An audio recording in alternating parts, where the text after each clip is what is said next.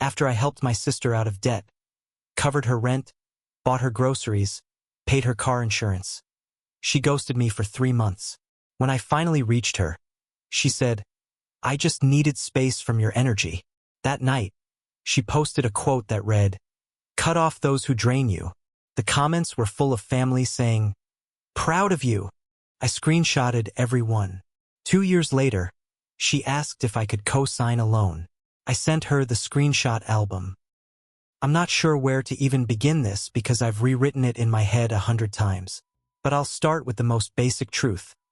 I loved my sister more than anyone else in this world. Not in a corny Instagram quote kind of way. I mean the real kind of love. The kind where you give someone money you don't have. The kind where you lie to your landlord so your sister can keep her lights on. The kind that doesn't ask for anything back. Just maybe a thank you. But love like that, when it's one-sided, it turns into something ugly. And that's where the story really begins. I'm from Grove City, Ohio. Nothing glamorous, just your typical Midwestern suburb. I work IT support for a dental chain. Boring, stable, pays okay. I'm 38 now, but this all started back when I was 35, living alone in a small 2-bedroom apartment, scraping by. My sister Raina is 2 years younger. She was always the wild one. Creative, spontaneous, never stayed in one job or relationship for long. She bounced around from waitressing gigs to pet sitting to bartending. She always landed on her feet until she didn't. Late 2019, she called me crying. Said she'd been laid off from the cafe she worked at. COVID was starting to mess with business and they cut her hours down to 0. Her savings were gone, what little she had. She was behind on rent and scared her landlord would kick her out. "Please, I just need help for 1 month," she said. Her voice was shaking like a kid who just saw a ghost. I didn't hesitate. Sent her $875 that night. Then came groceries. She had nothing in her fridge. I sent a $250 Walmart gift card. Next month, rent again. Then her car insurance. Then her phone bill. I kept track. Not because I expected it back, but because I needed to know how much I was bleeding. It added up fast. $4,392.89 over 6 months. I sent her damn near everything I had saved. I stopped going out. Ate ramen and eggs for dinner most nights. Skipped dentist appointments. Delayed my own car repairs. Just to keep her afloat. She'd text every now and then, "You're a lifesaver. I don't know what I'd do without you." Sometimes she'd send a heart emoji. That was enough for me. Until it wasn't. Around January 2021, things got weird. She stopped replying as much. Said she was busy. But I could see her posting on social media. Pics of her hanging out with friends, drinks at bars, even a little weekend trip to Hocking Hills. All while still asking me to send money for groceries. I started feeling sick to my stomach. Like maybe I was being used. But I pushed the thought down. That's my sister, I told myself. She's just figuring things out. Then she stopped answering altogether. Texts, calls, emails, all ignored. I went a full month without hearing from her. I thought maybe something had happened. I got scared. Like genuinely worried for her safety. I called the hospital. Nothing. I called her old landlord. Said she'd moved out. No forwarding address. Finally, I asked a cousin, Melissa. She goes, "Oh, Raina's good. She was at a party last week." I felt my stomach drop. I texted Raina again. Just said, "Are you okay?" No reply.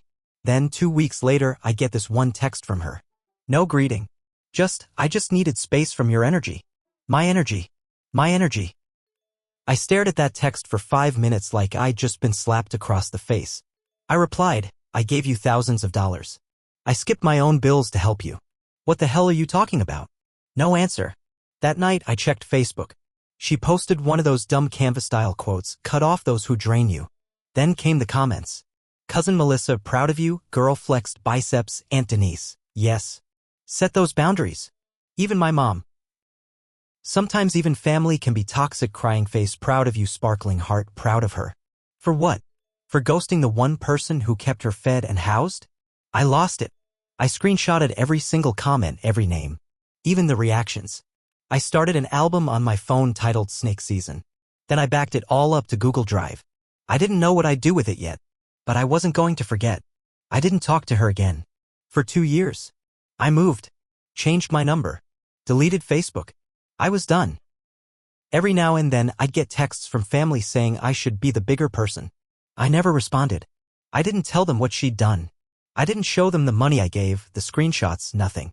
I just disappeared from that side of the family. Then, in January this year, I got a DM on Instagram. A new account. Reina. She said, "Hey. I know it's been a while. I'm in a better place now. I've got a stable job, I'm trying to get a new apartment. They said I need a cosigner. It's just for paperwork. I can handle the rent myself. I know I have no right to ask, but I'd really appreciate it if you could help. No apology. No mention of the money. Just asking for more." I didn't say a word. I sent her the screenshots. All of them. Comment by comment. "Proud of you, girl. Cut off those who drain you." Her own damn words, back in her face. She read them all. Then blocked me.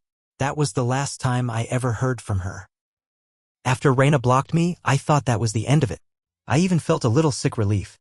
Like I'd finally slammed the door shut on something that had rotted from the inside. But nothing in our family stays buried. About a month later, I got a call from a number I didn't recognize. I almost didn't answer, but something made me pick up. It was Aunt Denise. "Hey, honey," she said, all syrupy like she was trying to hide a knife behind her back. "Look, I know there's some tension between you and Reina, but she's going through a lot right now." I didn't say anything. And I just think maybe it's time to let it go. Family forgives. We all say things we don't mean. I finally spoke. She called me toxic because I paid her rent. Then begged for a cosigner. "Did she tell you that?" Dead silence on the other end. "No? Didn't think so." I hung up. The next few days, more messages rolled in. Some subtle, some not. Cousin Melissa tagged me in a post about bitterness rotting your soul. Another cousin posted something like, "Holding grudges doesn't make you strong. Letting go does." It was clearly aimed at me. Then Mom called. We hadn't spoken in nearly a year. She cried before she even said hello. "She's my daughter too," she sobbed. "You don't know what it's like to watch your girls at war." I stayed quiet. "She made mistakes," Mom went on. "But she's trying now. She's working hard. That loan. She really needed it. And when you sent those screenshots, she said I drained her. I cut in. After I gave her everything." "I know," Mom said. "But people change. She hasn't." That was the last time I spoke to Mom, too. 3 months passed. I stayed quiet. No social media. No contact. No drama. Then I got a letter in the mail. Not an email. A real envelope. No return address. Just my name printed neatly. Inside was a photocopy of a denied loan application. Reina's name was at the top. Rejected for lack of credit history and no cosigner. Attached was a handwritten note. "Hope the screenshots were worth it. You've ruined every bridge you had. Good luck being alone." No name. But I knew it was her. That's when the final twist hit. About 2 weeks later, I got a call from a woman named Alana. Said she worked HR for a property management firm. Reina had used me as a reference. Without telling me. She said you were her former landlord, the woman said. We just had a few questions about her rent history. I almost laughed. "She's my sister," I said. "And if I were you, I'd run the other direction." The woman paused. "Noted. Thank you." That night, I opened the screenshot album again. I looked at all the names. The fake support. The performative "you go girl" comments from people who didn't know half the story. And something inside me turned cold. They didn't want the truth. They wanted a villain. And I had played the role.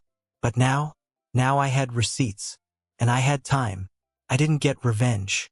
Not yet. But the next part? That's where the real game began. I didn't plan to do anything with those screenshots at first. I'm not a petty person. I'm not someone who burns bridges. I build them and get burned on them. But after that fake landlord stunt and the letter blaming me for her loan being denied, something inside me snapped. So I started small. I created a second Facebook account. No name, just an old stock photo and a made-up profile. I friended a few of our more distant cousins, the ones who weren't close to me or Reina but loved gossip. Then I posted a simple photo album. When helping family turns into being labeled toxic, I didn't say names. I didn't add commentary. I just uploaded the screenshots, The rent receipts, the insurance payments, the Walmart gift card confirmations, the texts from Raina asking for help, and then her cut off those who drain you post. All in order. With timestamps. I made it public. Within a day, it had 20 shares. By the third day, Aunt Denise messaged me. What is this? Are you trying to embarrass Raina? I replied, she embarrassed herself. I just kept the receipts. Then came Melissa. You really need help. This is obsessive. No, Raina needed help when she was draining me like a dry well. This was me setting the record straight. But here's the twist I didn't see coming. Raina hadn't moved on. Not really.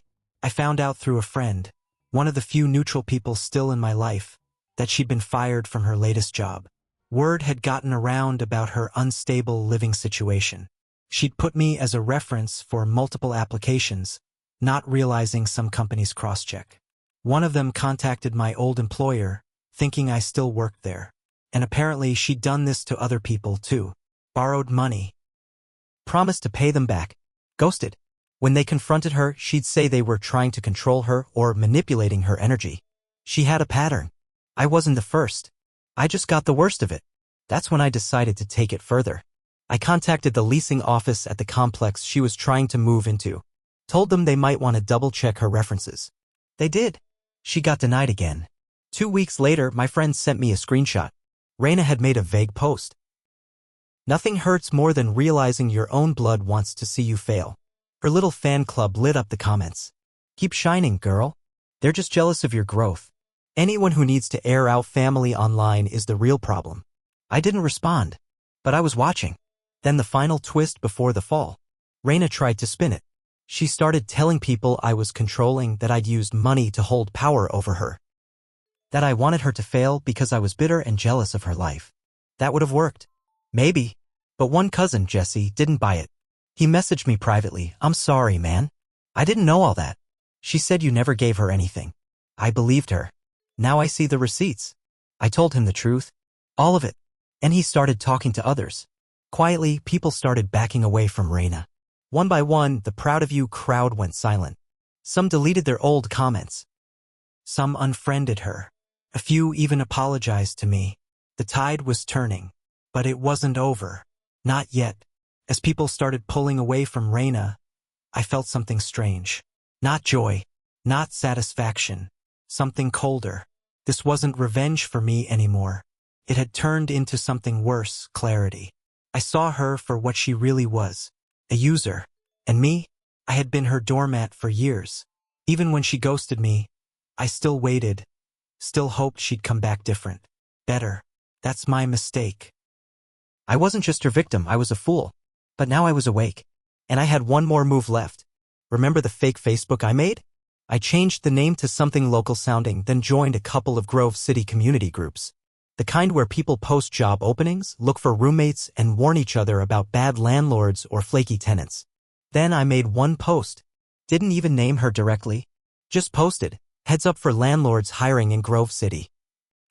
Beware of applicants who lie about references and cosigners. My brother got dragged into a situation like this. Saved all the receipts. She called him toxic after he covered 6 months of her rent. Watch who you trust. That post went viral in the group. People started tagging others. A few DMs rolled in. Someone even asked if they could share it on their own page. I said go ahead. By the weekend, her name was coming up. People connected the dots. She'd used the same phone number on several applications. Same story, no job, needed cosigner, ghosted people. And then came the final nail. Someone from a staffing agency DM'd me. Said Raina had applied for a front desk job. She listed me as a former manager. I told the woman the truth. The real story. The money, the ghosting, the Facebook posts.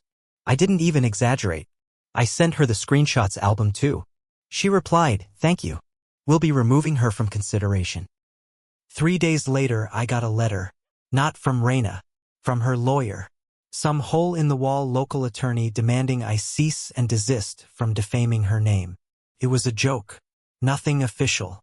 Just some angry cousin of hers who passed the bar and thought a scare letter would shut me up. I ignored it. A week later, her lawyer cousin posted his own angry status. It's wild how people think they can burn family and then cry victim. That post? Got hundreds of likes. Not for him. For me. People knew. The truth was out. And for once, I wasn't the bad guy. The last I heard, Raina was living in a short-term rental with two strangers. She's jobless again, floating around the edges of people's lives, asking for help. No one's giving it. Mom stopped talking to me. That hurts. But she chose her favorite. Let her live with that. Aunt Denise unfriended me. Cousin Melissa went private and blocked me on everything. That's fine. I lost some family, but I found my spine. And I still have that screenshot album just in case anyone ever forgets what I gave and how little it meant when it came time for loyalty. She taught me that lesson. I just made sure she never forgets it.